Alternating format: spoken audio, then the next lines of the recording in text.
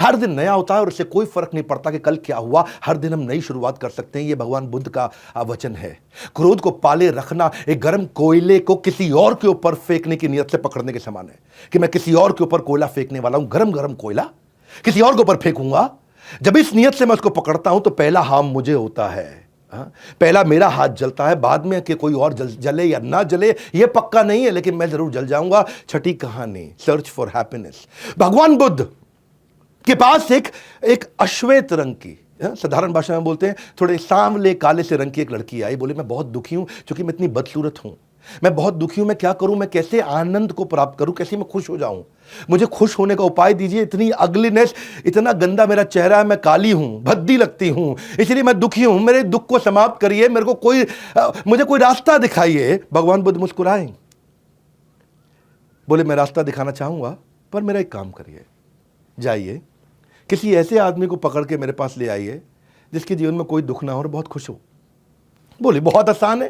बोले कैसे आसान? मैं अपने किसान जिसके यहां काम करती हूं उसके पास जाती हूं, क्योंकि काम मैं करती हूं और कमाता वो है। तो वो किसान के पास गई, बोली मालिक कल भगवान बुद्ध के पास जाना है क्योंकि मुझे किसी ऐसे व्यक्ति को मिलाना है जो हमेशा खुश रहा, जिसके जीवन में कोई दुख ना हो। तो मालिक कल आप मेरे साथ चलिए। तो किसान ने बोला कि भाई मैं तो खुद ही बहुत दुखी हूं, मैं कैसे चलूंगा, मैं आपको डिसअपॉइंट नहीं करना चाहता। बोले मालिक आपके पास तो जमीन है, पैसा है, खाना है, आप कैसे खुद दुखी हैं? तो किसान ने जवाब दिया कि मेरे पास जमीन है, खाना है, पैसा है, लेकिन ये सब कुछ मैं जमींदार को दे देता हूं। जमींदार मुझसे ले जाता है, उसको किसानी करनी भी नहीं पड़ती, उसको खेती करनी भी नहीं पड़ती और वो कमा लेता है। वो हमसे ज्यादा कमाता, हमसे ज्यादा सुखी है, हम तो उसी के लिए काम कर रहे हैं। तो बोली ओके नो प्रॉब्लम, मैं जमींदार के पास चली जाती हूँ, वो ज्यादा सुखी है। तो जमींदार के पास जाती है और बोलती है कि भगवान आप मेरे साथ चलिए, मुझे भगवान बुद्ध के पास जाना है, किसी ऐसे व्यक्ति से मिलाना जिसके जीवन में कोई दुख ना हो। जमींदार हैरान हो गया, बोले मैं तो सबसे ज्यादा दुखी हूं। बोले आप कैसे दुखी हैं, आपके पास तो इतना पैसा, इतना रिस्पेक्ट, इतना सम्मान है।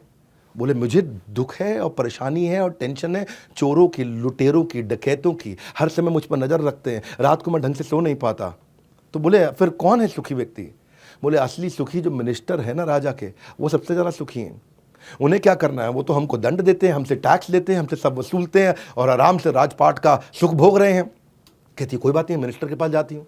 जब मिनिस्टर के पास जाती तो वहां भी यही उत्तर मिलता है उसको कि मुझ पे तो जनता का गुस्सा फूटता है, युद्ध का परिणाम मुझे सब झेलना पड़ता है, इतनी तकलीफ है, जो राजा बोलते हैं करना पड़ता है, कोई छुट्टी नहीं मिलती, 365 दिन काम करना पड़ता है, मैं राजा के साथ जुड़ा हूं लेकिन सारी तकलीफें मुझे को झेलनी पड़ती हैं। तो उसको समझ में आया कि ओ राजा राजा को कोई इंस्ट्रक्शन नहीं देता, राजा सबको इंस्ट्रक्शन देता है। तो वो सुखी होगा। जब वो राजा के पास गई तो राजा का भी वही हाल। राजा बोला नहीं नहीं मैं तो बहुत परेशान हूं। बोले तुम क्यों परेशान हो? बोले मेरे दुश्मन मेरे ही घर में रहते हैं, कब कौन मुझे मार दे पता नहीं, ना मैं सो पाता हूं, ना पीस ऑफ माइंड है।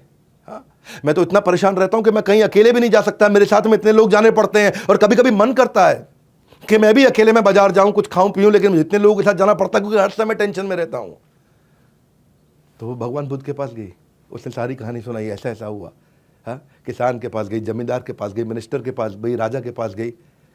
तो भगवान ने बताया उनको कि यही असल में लेसन है कि आपको जो सुख मिलेगा वो कहाँ से मिलता है? सुसुखम कर्तुम अव्ययम। असली सुख कब मिलता है? जब राज विद्या राजगुह्यम पवित्रम इदम उत्तमम। जब आपको राज विद्या, वो सीक्रेट विद्या, वो ज्ञान आपके अंदर प्रज्वलित होता है। खुशी पाने के लिए खुद प्रयत्न करें, दूसरों पर निर्भर ना रहें। जो मनुष्य लगातार शिकायत करते रहते हैं वो कभी खुशी नहीं रह सकते। तो पवित्रमिदम उत्तमम सुसुखम कर्तुम अव्ययम, कि इतना सुख जो कभी समाप्त नहीं होगा। ये सुख बाहर नहीं मिलता, ये भीतर है, आपके अंदर है।